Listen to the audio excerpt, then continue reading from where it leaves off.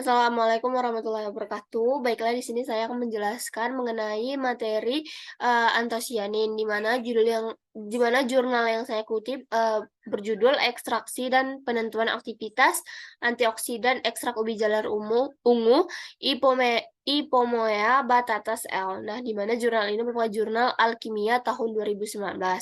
Setelah saya lakukan pengecekan pada Sinta, jurnal ini sudah terakreditasi Sinta 2. Kemudian lanjut. Nah, antosianin ini merupakan pigmen pewarna alami yang berwarna dan juga dapat berperan sebagai antioksidan. Nah, senyawa ini biasanya tuh digunain untuk menjadi salah satu bahan tambahan di dalam pewarna makanan contohnya. Nah, selain peranannya itu sebagai zat pewarna itu, antosianin ini juga dapat berperan sebagai senyawa antioksidan. Nah, sehingga ketika kita tambahkan pada makanan, akan menghasilkan suatu pangan yang fungsional. Nah, salah satu bahan yang kaya akan antosianin ini adalah ubi jalar ungu. Nah, kemudian antosianin ini merupakan zat pewarna alami yang juga dapat berperan sebagai antioksidan yang bermanfaat bagi kesehatan tubuh. Nah, antosianin ini merupakan senyawa turunan dari senyawa flavonoid, seperti yang ditunjukkan pada gambar 1. Nah, gambar ini. Ini merupakan struktur umum senyawa antosianin yang diisolasi dari ubi jalar ungu. Nah, yang terdiri atas antosianidin dan gugus gula yang terikat melalui ikatan glikosida pada posisi 3,1,2,6,7. Nah, Kano et al. Telah menemukan 8 senyawa antosianin yang terdapat dalam ekstrak ubi jalar ungu. Nah, ke-8 senyawa itu memiliki perbedaan pada gugus sampingnya dan juga tentunya memiliki aktivitas antioksidan yang berbeda pula. Nah, bagaimana cara kita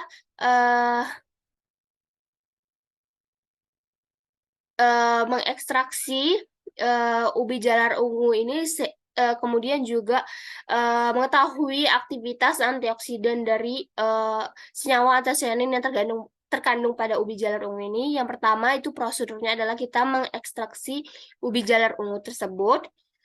Nah, kemudian kita melakukan penentuan spektrum sinar tampak ekstra ubi jalar ungu. Nah, ekstrak ubi jalar ungu ini dilarutkan dengan air, kemudian pH-nya diatur dengan penambahan asam klorida 0,1 m ataupun natrium hidroksida. Kemudian lanjut penentuan aktivitas antioksidan ekstrak ubi ungu serta nilai IC50. Nah,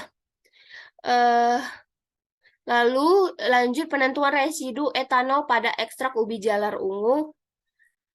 Nah, kemudian hasil dari penelitian ini adalah ekstraksi ubi ungu ini dilakukan untuk mengekstrak antosianin yang terdapat pada ubi jalar ungu ini yang merupakan pigmen warna ungu yang terdapat pada ubi jalar ungu tersebut. Nah, kemudian aktivitas antioksidan ekstrak ubi ungu ini dihasilkan melalui proses evaporasi. Ditentukan aktivitas antioksidannya menggunakan metode DPPH. Nah, kemudian karena tujuan daripada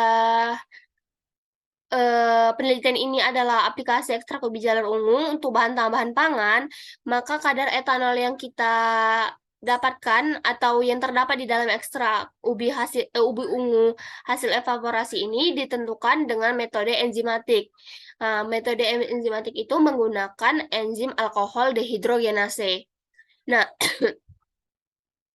hasil penelitian ini menunjukkan bahwa ekstrak ubi jalar ungu masih memiliki kandungan etanol sebesar 0,122 lebih kurang 0,033%.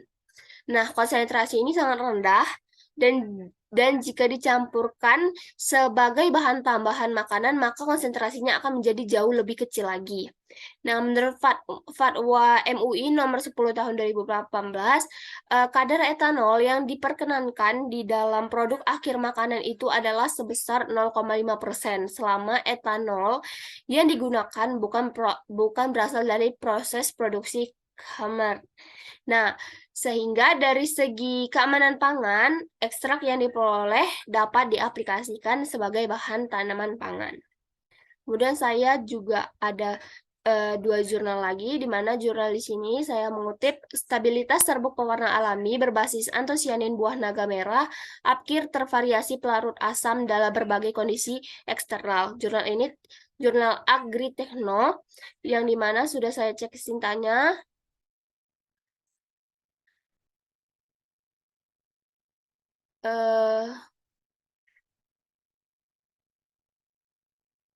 Sebentar.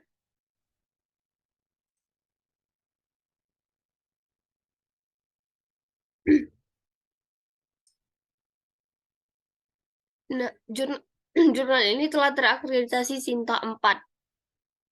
Nah, pada jurnal ini antosianin itu dikatakan bahwa pada jurnal ini antosianin itu senyawanya lebih tidak stabil lagi apabila dalam wujud ekstrak pekat. Nah, sehingga perlu dilanjutkan dengan metode pengeringan atau foam matte drying untuk menghasilkan serbuk pewarna alami yang lebih stabil. Nah, foam matte drying ini merupakan metode pengeringan bahan cair yang sebelumnya dijadikan buih terlebih dahulu dengan penambahan zat pengisi dan pembusa dengan tujuan memperluas permukaan, mempercepat penguapan, dan menjaga mutu bahan. Nah, antosianin ini dapat lebih stabil apabila di dalam perlakuan asam dibandingkan pada perlakuan netral ataupun basah. Nah, penambahan pelarut asam yang tepat itu bertujuan untuk memperkuat pigmen antosianin. Nah, fakta ini juga didukung oleh jurnal yang saya temukan lagi dengan judul jurnal Review Antosianin dan Pemanfaatannya. Jurnal ini merupakan jurnal Indonesia Journal of Applied Chemistry, di mana jurnal ini sudah terakreditasi Sinta 3. Nah, jurnal ini mengatakan bahwa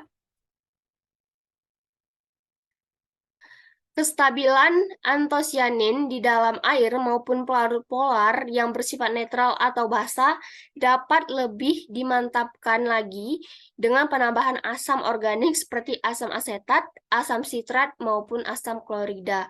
Yang kita tahu bahwa tadi pada jurnal pertama dilakukan ekstraksi dengan menggunakan asam klorida, sehingga antosianin lebih stabil di dalam pelarut penambahan asam.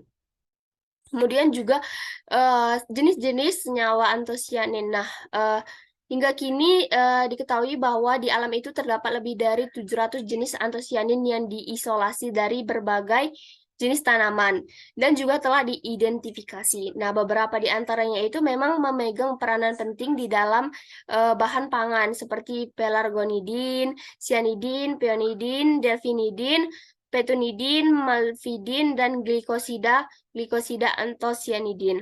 Nah, salah satu jenis antosianin senyawa ini yang kandungannya paling banyak di alam dan juga digunakan sebagai senyawa referensi pada umumnya adalah turunan cyanidin dan juga peonidin. Sekian penjelasan dari saya. Wassalamualaikum warahmatullahi wabarakatuh.